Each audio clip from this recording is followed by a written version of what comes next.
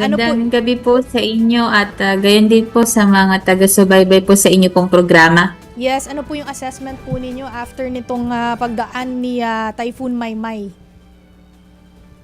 Opo, no, pagdating po sa ating mga affected population dito po sa probinsya ng Pangasinan, base po doon sa pinakahuling update o reports na nagmula po sa ating mga counterparts sa LGUs, mayroon pong in total ay 7 municipalities or cities po natin and 44 barangays affected with 7,129 families. Nakatumbas po ng 25,798 individuals. And itong 7 mga barangay po, ma'am, okay naman po yung water supply nila, okay po yung kuryente, ano po yung mga problema na kinakaharap po ngayon ng mga barangay na ito? Ito pong mga affected or mga flooded areas po na ito, yung pagdating po sa ating power lines ay wala naman pong problema dahil hindi naman po nagkaroon ng power interruption and pagdating din naman po sa supply ng tubig ay okay rin naman po, wala din naman pong problema sa kanilang tubig. Gayon din po sa ating mga telecommunication dito sa buong probinsya. Nung mga nakaraang araw ay mayroon lamang naitala na mangilan-ngilan isolated na disruption sa telecommunication pero restored na po sila sa kasalukuyan. And yung affected population po natin ay o yung flooded areas po natin, meron pong reported sa may Lingayen and Calasiao, Dagupan City, and meron din pong isang barangay sa San Jacinto, gayon din po sa Pusurubio. So yung most of these LGUs, kagaya na lang ng Lingayen, Calasiao, and Dagupan City, ito yung mga kilala or alam natin na sila ay mga considered na low-lying areas o yung tila catch basin ng probinsya po ng Pangasinan. Kaya sila po talaga yung ng pagkakatala ng pagbaha po dito sa ating pong probinsya. Miss Ron, gaano kalalim yung baha dun po sa mga nabanggit yung lugar gaya ng Lingayen?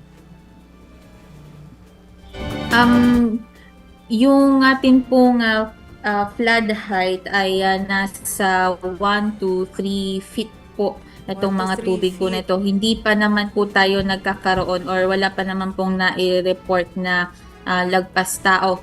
At ang kagandahan nga din po dahil humina na rin po itong si Bagyong Maymay into a tropical depression, wala na rin pong nakataas na wind signal dito sa Pangasinan po. So 1 to 3 feet, mga hanggang tuhod ba yan? Tama ba yung tansya ko?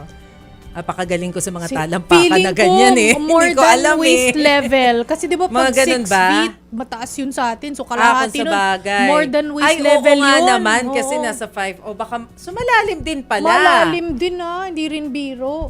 Oo, na meron bang mga barangay din na na-isolate po, ma'am? Kaya pa rin naman po silang ma-access po at mapuntahan din po ng mga local DRM offices po natin itong areas po na ito.